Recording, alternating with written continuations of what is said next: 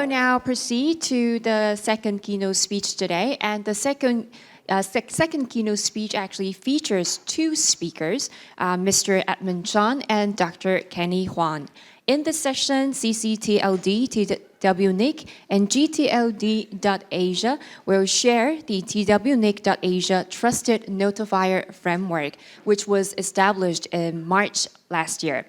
Mr. Edmon Chung currently serves as the CEO of DotAsia organization. He also serves on the board of ICANN, the Executive Committee of Internet Society Hong Kong, and the board of Make a Difference Institute. And he heads the Secretariat for the Asia-Pacific Regional Internet Governance Forum.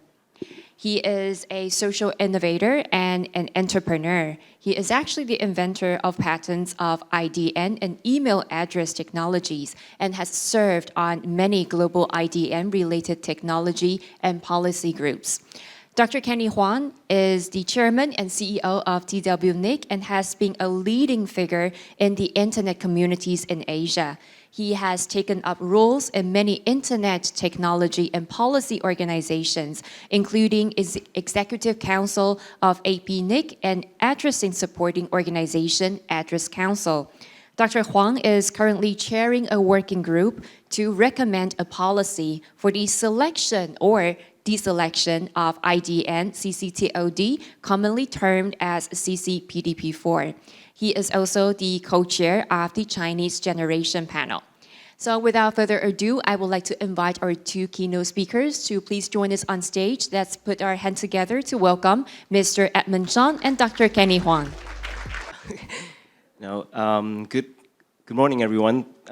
First of all, thank you for having me again at the ICANN TWNIC Forum. Really excited to be back in Taipei. Has been not being able to travel to Taipei for quite a few years. Last couple of years, we've been doing this on a virtual basis. Well, at least I have been participating remotely, but it's great to be back in Taipei. So today, one of the things that I guess myself and Kenny would like to talk about in this session is the collaboration between the two organizations, DotAsia and TWNIC. But I guess it's really about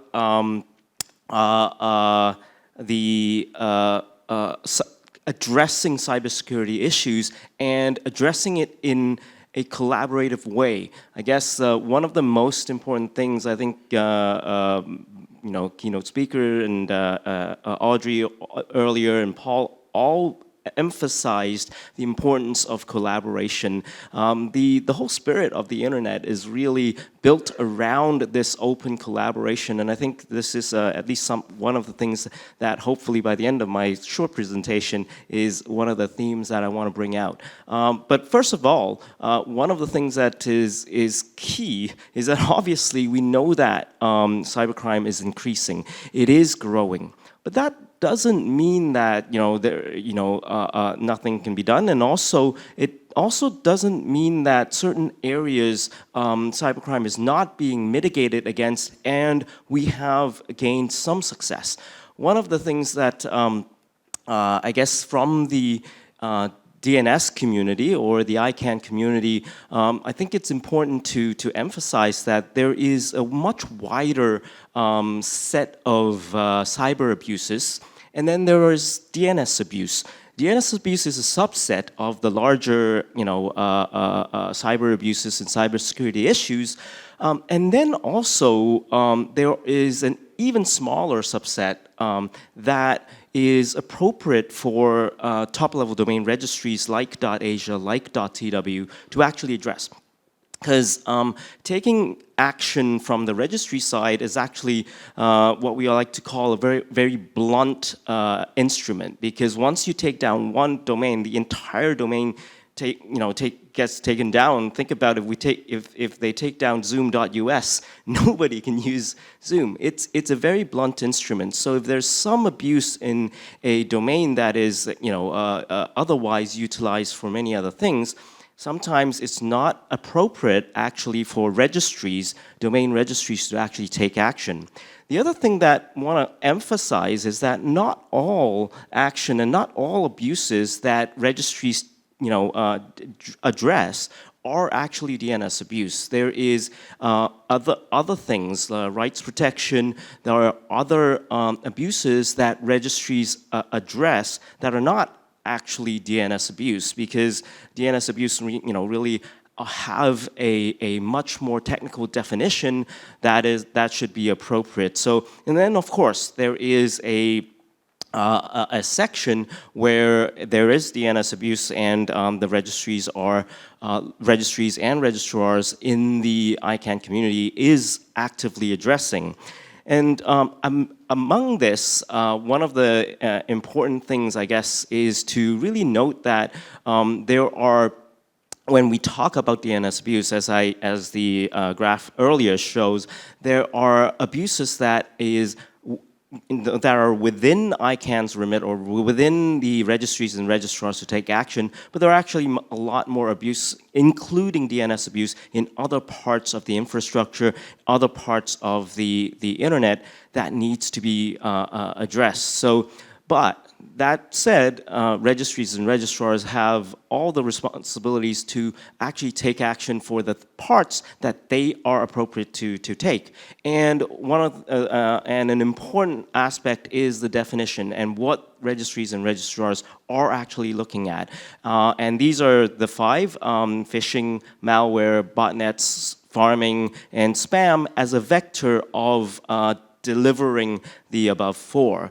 And this is one of, and next slide will show is that, when this is the definition of the DNS abuses that registries and registrars in the ICANN community are specifically tackling. In terms of the definition, it's also, there are 2 types of abuses. One type is what we call a malicious registration. So by the registration itself, it was intended to carry out abuse. So someone registered a domain specifically to create attacks.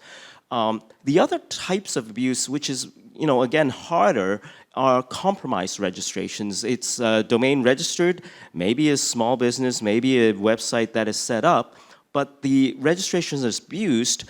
Then maybe the domain starts, engaging in abusive activities. Sometimes it's not even on the second level, right? It could be compromised, and unbeknownst to the registrant, a 3rd level or 4th level domain was created and engaged in abuse.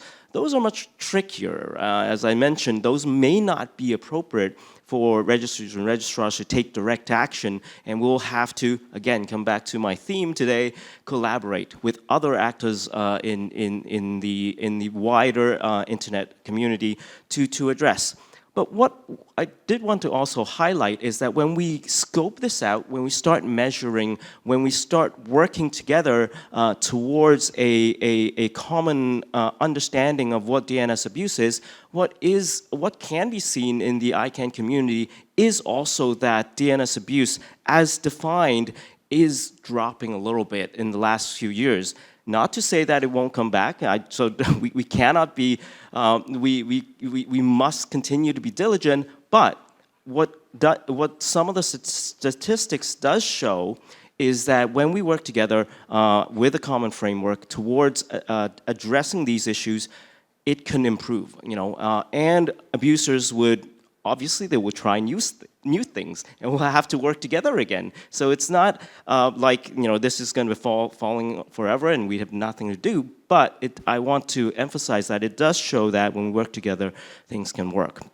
So, as part of that, that's why we're expanding the work. So it's not just for generic top-level domains, GTLDs, but also working with TWNIC on what we call a trusted notifier system, whereby we share information. Really, it's a lot about data sharing, because we share information about abusive domains, whether it's happening in .tw or happening at .asia, and that information allows us to address phishing, farming, and those issues, but also what is called TLD hopping, right? I mean, abuse pops up at .asia and then pops up at TW or vice versa. We have an ability to address those issues much quicker.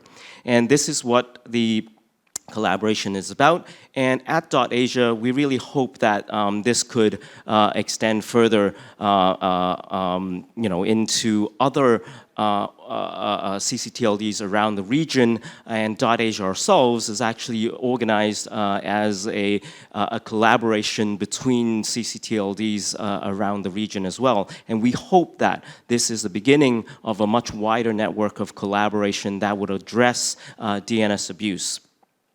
The other thing that I actually want to talk about today is beyond DotAsia, and focused on one particular area. As mentioned, what I just mentioned about the collaboration is the more technical side of DNS abuse, or abuses that registry take on and address, which is defined as DNS abuse. But there are other abuses that happens that registries take action on. And one of the new top-level domains that DotAsia is engaged with and actually helping support is .kids. In fact, we're quite excited that after a decade-long process at ICANN, 10 years since the application of .kids, it was finally into the DNS, into the internet infrastructure last year on Children's Day, that's celebrated here in Taiwan and also in Hong Kong, which is April 4th. But one of the things that I did want to highlight is, of course, for .kids, unlike for .asia and many other open top-level domains, of course, different types of abuse needs to be addressed, right? .kids is intended to be a space that is safe for children, that is safe for kids. And that's part of, a big part of why .asia supported the development of .kids together with the children's rights and children's welfare community around the world. And since the launch in November, end of November last year, we have been growing well. And one of the highlights, this is the homepage, and I took a quick a screenshot of it, and you'll see that a very prominent part is to submit abuse report, and we take it very seriously. And and an interesting thing, I think we would probably be one of the first generic top-level domains to actually actively monitor the content that is on .kids, and that has been a commitment that when .kids was created, and we continue to do that. And the way we do it is interesting because I want to highlight and I want to thank the team from Clean DNS for supporting us as well, is to expand the work that was done for DNS abuse. This very similar technical infrastructure is used to look at different domains, especially as they are registered, to identify potentially problematic content. And if you go to the .kids website, you will see that there are extra policies beyond the regular abuse policies. We have specific policies that actually take into consideration the Convention on the Rights of the Child for balancing between protection of children but also supporting the freedom of information for children and their rights to impart and also to obtain information. There is kids-friendly content guideline. There's specific .kids related data protection policies that is specific for kids.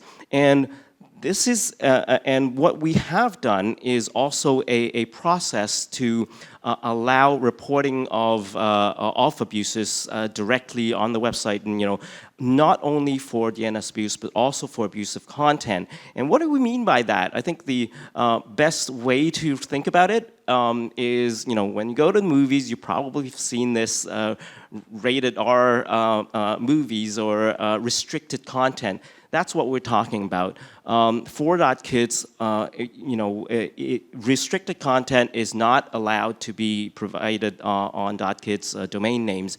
And since our launch, actually, ICANN note that we have taken action. There has been attempts to breach this. There has been an attempt to put restricted content on .kit's websites, and the registry has taken action to suspend the domains. So this is the kind of activity that we're working on as well. And this also requires collaboration, because we can do monitoring on our side, but abuse can happen as well. And the types of abuses would need very delicate decision of whether they are, they should be taken down or not, above and beyond the technical parts, but also about the type of content. And therefore, we're working closely with actually the Dynamic Coalition on Children's Rights in the Digital Environment, and to set the policies and also to set the practices of enforcing the policies. So I guess I'll end my note on saying, going back to the start, is that a lot of these work, and I totally believe that cybersecurity and addressing cybersecurity requires working together, and we can improve the situation and we can address issues, but we have to work together. Long gone are the days where security means obscurity, right? Security really means an open platform that people can work together, and common definition of what kind of abuses people are addressing. So with that, thank you, and I guess I'll pass the mic to my partner in crime here. Thank you.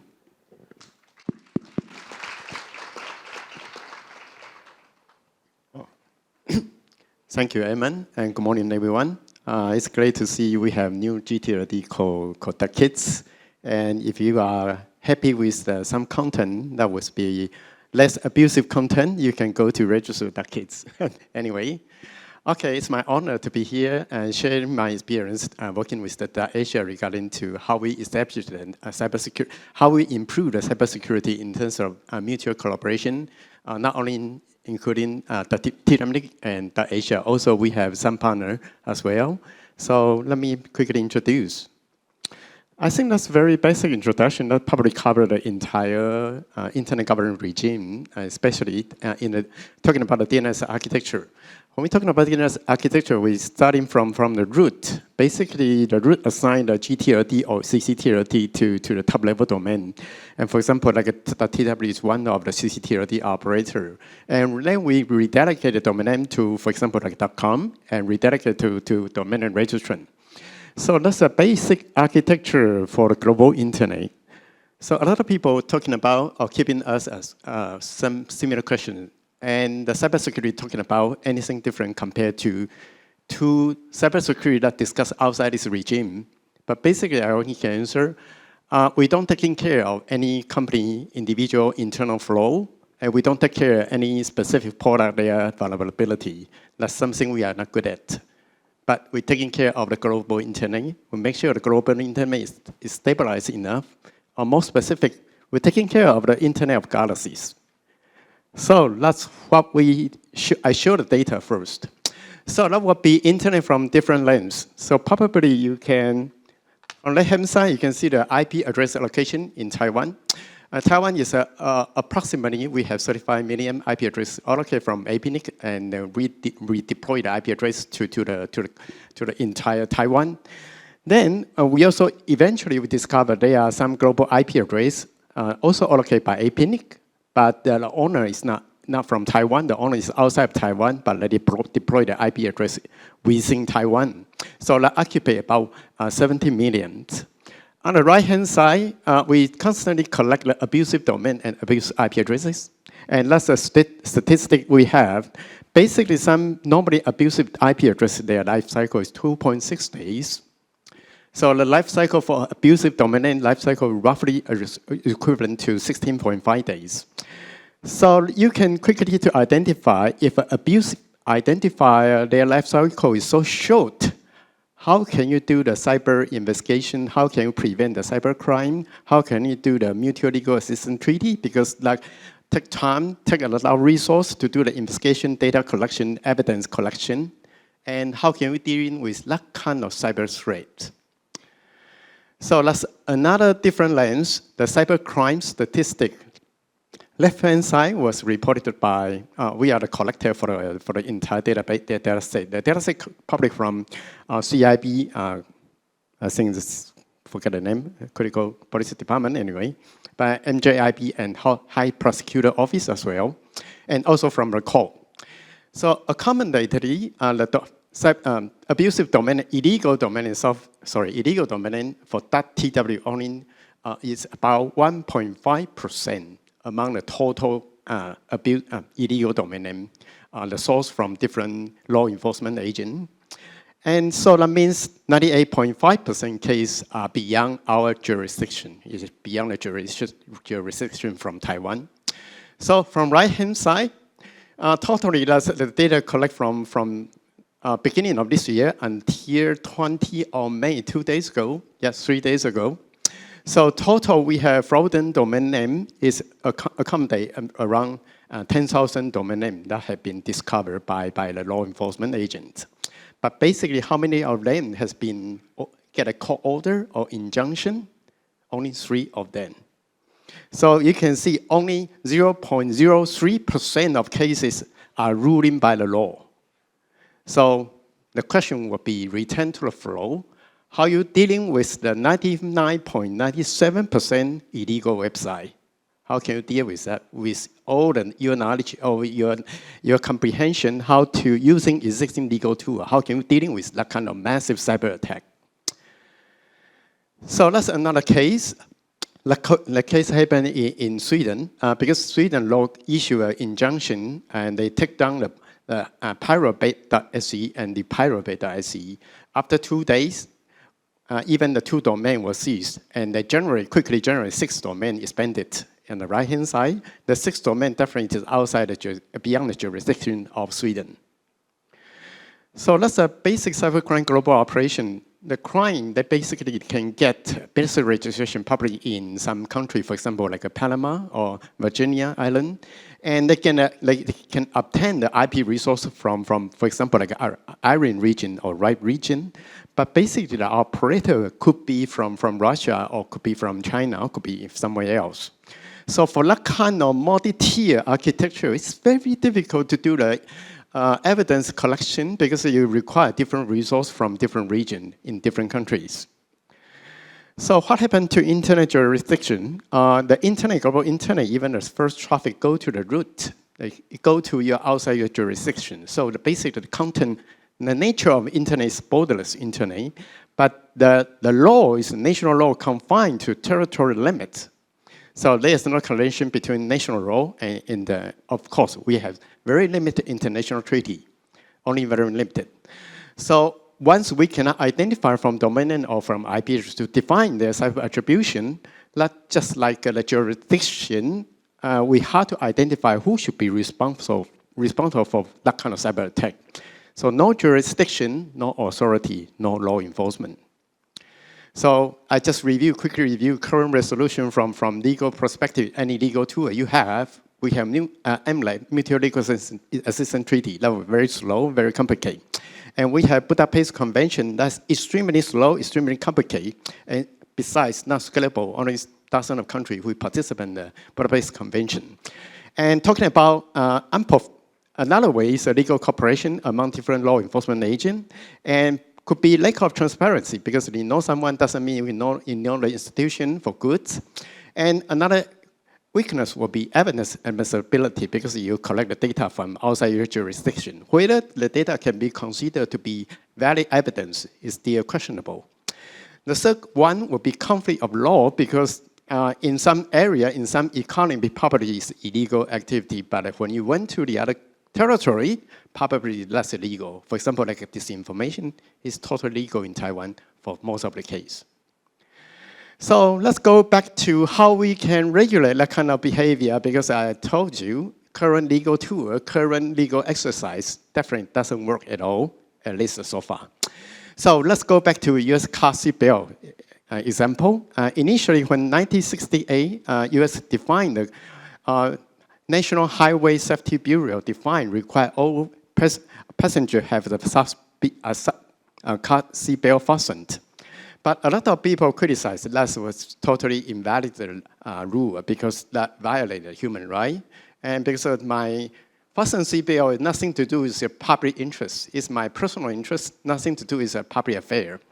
So initially, a lot of people, they posted for that kind of activity. In the middle of, from 1987 until 1990, so the usage from fasten seatbelt from 14 up to 50. So they are accommodating about 43 states. They have mandatory usage law. But until today, only 87% adults they wear seatbelt all the time, and only about 1/3 of the state they define the law. So you can consider under the situation, people willing to have a fasten seatbelt doesn't because of the law, because they are self-voluntary to using the facility. They consider that will be for their own safety as well. So that's from public regime. How can we consider either state-defined regulation or private-defined regulation? So it really depends on the capability and capacity between the different sectors. For example, if a public sector, they are more resourceful, they are capable, and they have the capacity, so that belongs to state regulation on the left-hand side. And on the right-hand side, if a certain region, for example, like a cyberspace, and if the private sector are more capable and more capacity willing to help into the public affair, probably the private sector will lead to regulate the industrial standard, industrial norm. So that become to self-regulation. So that was defined by the Laurent Lessig 20 years ago. He defined how to regulate cyberspace. There will be 4 driving forces to regulate cyberspace. One driving force will be architect, technology architect. Second driving force will be norm, Josh just mentioned about. Second driving force was the market determine your product's availability. And last one will be the law. So starting from beginning of the internet 40, 50 years ago, probably the core is everything. Core define the law because the TCP/IP published, everything follow the TCP/IP without any national law. Even TCP/IP itself is not international standard. It's a proprietary standard, not proprietary, sorry, de facto standard, not de jure standard. So when you're talking about what's the reason you follow TCP/IP, there's no any legal basis you're willing to take TCP/IP for granted. So second, until 25 of May in 2018, Europe just released the GDPR. So eventually, all the technology, all the product, all the market need to comply with the law. At that stage, law is called. So far, how we're dealing with the cyberspace, we consider could be norm is the law because norm belong to the multi-stakeholder based on their best practice. They define their principle, their policy, their rule. They self-voluntary to obey that kind of rule. For example, like a multi-stakeholder coordination could be including the ISP, CDN provider, hosting provider, platform provider, registrar. And we consider in different angles, for example, like effective, quick, and simple, precise, proportionality, and cost-effective. So based on that kind of consideration, could be a hate speech or defect or scam, that would be probably appropriate for platform operator, like the old green line here, platform operator. That would be a good partner you work with. So talking about different cases, for example, like a C2 server, command and control botnet, or pirate website, probably according to the six element consideration, probably internet registry or registrar will be the proper partner you should work with. So another special case in TWNIC, because we also the national IP registry, and we provided IP resource to ISP, and they reallocate the resource to their client. For example, like a VPN provider, cloud provider. So what happened to how we're dealing with the cybercrime in terms of IP address agreement? First, we identify the internet governance norm to the address holder. So they have obligation to do the information disclosure. Address holders should be able to register a WHOIS database for if their allocation greater than /30, like according to our agreement. So also need to identify abuse content, and we do periodically do abuse content validation by email every 6 months. If there's no human try to respond by email, we will take away your resource, withdraw your membership. So second stage will be a contractual compliance. So we will involve address holder responsibility conducting a cybersecurity clearance. So deploy require measure to against the cyber threats, and also transparency accountability mechanism should be in place for the address holder. Finally, if the norm cannot enforceable, the norm will become a lip service. How we enforce the norm?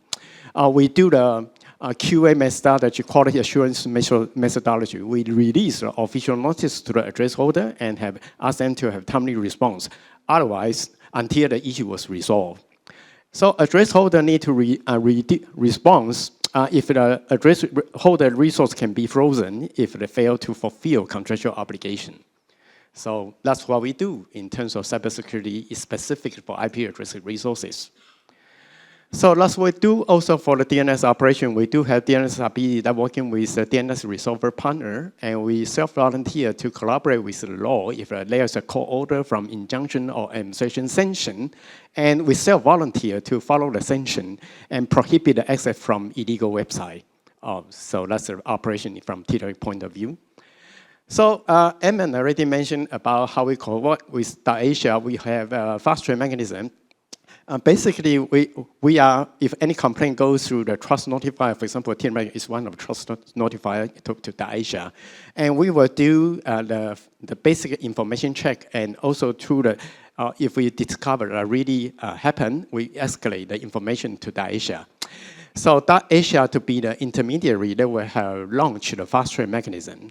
So value to DotAsia, that would be risk reduction because we have better evidence. We provide all of it evidence to them. And cost reduction as well, because we transfer evaluation cost to trust notifier is ourselves. And improve the company valuation. For example, like DotKids probably will be more valuable because it provide a decent content, decent website registration. So basically, that's everything I talk about. Sorry, a little bit late. Probably we should remain the remaining time to the flow. So any question, please? I'm happy to respond to any question. Please go to the flow in front of the mic. And please say your name and your affiliation. Thank you. Anyone else? Yeah, I'm here. Hi. Okay, your name and affiliation. Okay, this is 30 seconds. This is Guo Wei-Wu, is the chair of the TWIGF.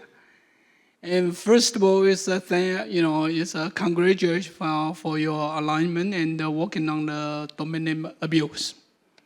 My first question is, I think DotAsia and also the TW are running the domain name registry for many years already. And you have so much of the experience about the domain name, no matter illegal abuse or whatever. Did you ever thinking about to modify your application procedure to prevent before the illegal abuse of domain name registered into your domain name space? That's my first question. Did you modify your procedure? The second of all is, if this domain name abuse alliance is workable, do you try to push to be the global? At least you can go to the ICANN and talk to as many as of the domain name registry to sign the same thing, and everybody work together. It's not only the DotAsia and the TW. This is my first question, and then I went in for your answer, then I have another question. Yeah, just quickly in response. So the short answer to your question is yes. This is a starting point, as I mentioned earlier. We would like to expand this collaboration to many other ccTLDs and other gTLDs around the world. Quick answer to your first question, some of that is being done, but mostly on the registrar side, because if you look at registrations, the registrar takes the registration, and I do know that many registrars are now putting in places things like checking the credit cards, right, and checking a lot of things. To, if it's a stolen credit card, for example, it's simple, that's a problem, but also the patterns of credit card usage and those kind of things. And part of what we look at, or I'll just add to the response, is that this is an issue where information sharing is important. So if we see a particular registration patterns, for example, Yep. random numbers or random alphabet, what we may be doing these days, including at the registry, is to put it on watch, because it's hard to determine when it comes in whether it's abusive immediately. But what the registry can do is put it on watch list and watch the content, or as it goes along. So I hope that answers the question. Okay, next one. Okay. Okay. Occupy the mic. The last question is particularly for Edmon. Edmon, you are elected as ICANN board right now. And I'd like to tell you my bad experience about ICANN board did last year. I remember last year in the TWNIC ICANN engagement forum, and I like to talking about geopolitics with internet.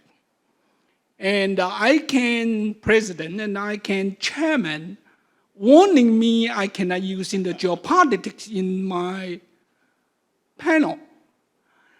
Since you are the ICANN board member right now, if that happen again, are you going to fight for freedom of speech? Yeah. Thank you for the question. It's an important aspect, and I think the ICANN board, for example, in our response to the war in Ukraine and many other cases, we do look to uphold the freedom of expression.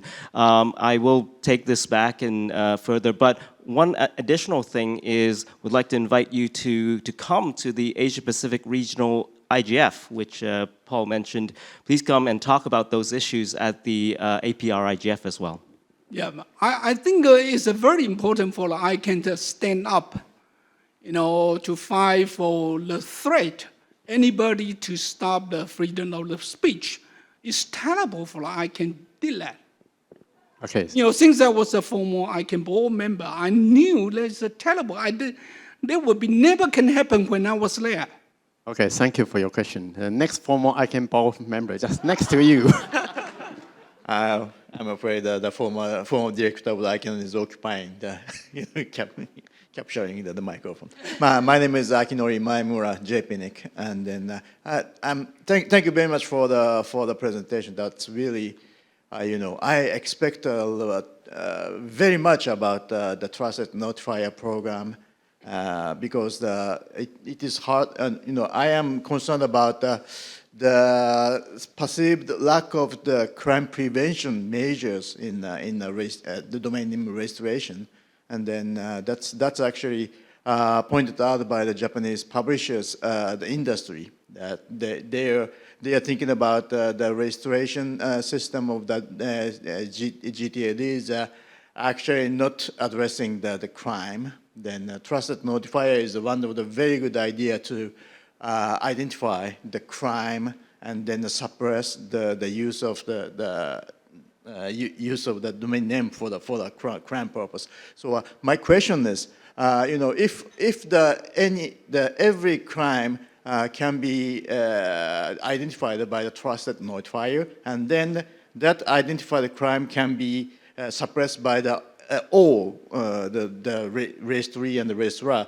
that would be great. But maybe the current situation of the current program is different from that. What kind of the gap do you have to make the very good situation of the crime prevention by this program? Okay, can I quickly respond? Thank you for the question. Basically, that's a very good question because we are not law enforcement agent, and basically they are police department. They're taking care of prosecutor office, taking care of crime issues. But what we do is we're using the modern technology. Anything that will be technical identifiable, for example, if a certain pattern like a phishing can be technical identifiable, we follow a technical identifiable mechanism to identify the potential crime, and we prohibit the crime, take down the crime website registration, and besides, not only take down, we provide a mechanism allow them to complain or to file a claim, say how we can recover that kind of registration. That's what we do in terms of the TW. I believe similar mechanisms should be in place in DotAsia as well. Done? Next one. Thank you. Hi, Alvin Kwan from CSC. I know the time is running tight, so I'll keep my question really quick. So I have a question about multi-stakeholder model, actually, specifically on trusted notifier and DNS abuse. So one of the, firstly, one quick statement is that when you talk about DNS abuse as a part of cybercrime, some statistics actually disagree because some stats actually say that 90% of all cybercrime come from phishing attacks, initiated by phishing attacks.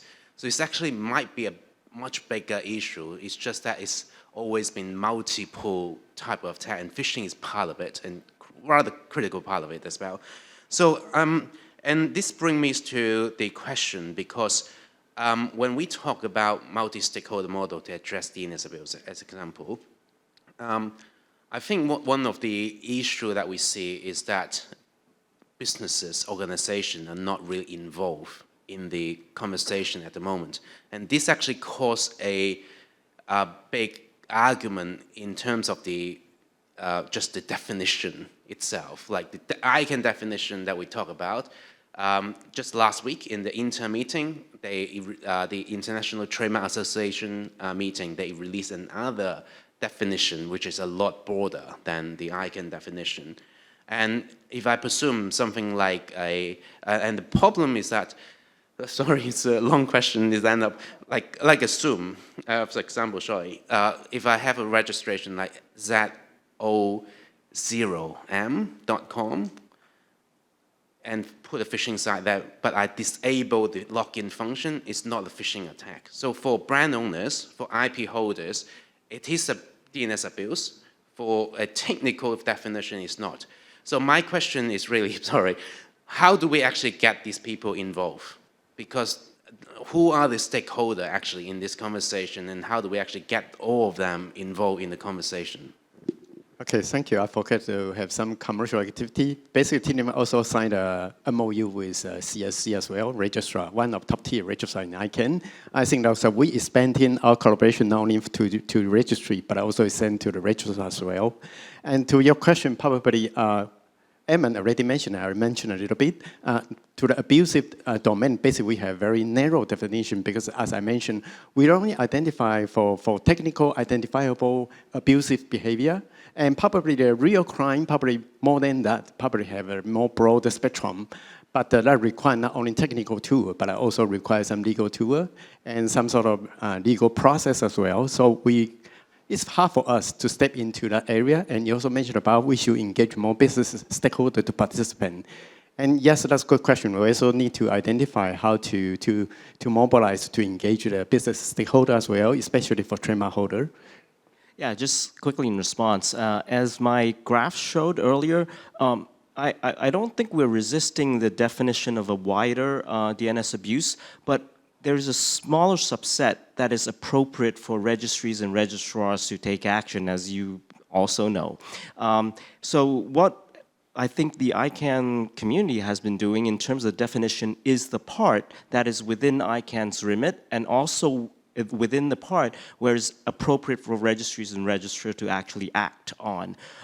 Beyond that, as you said, it's not that something that we don't care about, so you care about it. Again, back to the theme of my talk was that once we get our act together, which I think the statistics are showing, we also need to go out and collaborate with other players and other parts of the infrastructure to address DNS abuse, which is larger than simply the ICANN remit which we focus on. Hopefully that answers the question. Okay, thank you everyone. Sorry, I'm running out of time. I apologize for this. And thanks again for Edmon, and thank you for your participation. Let's pass through to the moderators for the next one. Thank you very much, Mr. Chung, and thank you, Dr. Huang. Please take your seat down stage. Please take your seat down stage, and thank you very much for this very informative session. Thank you.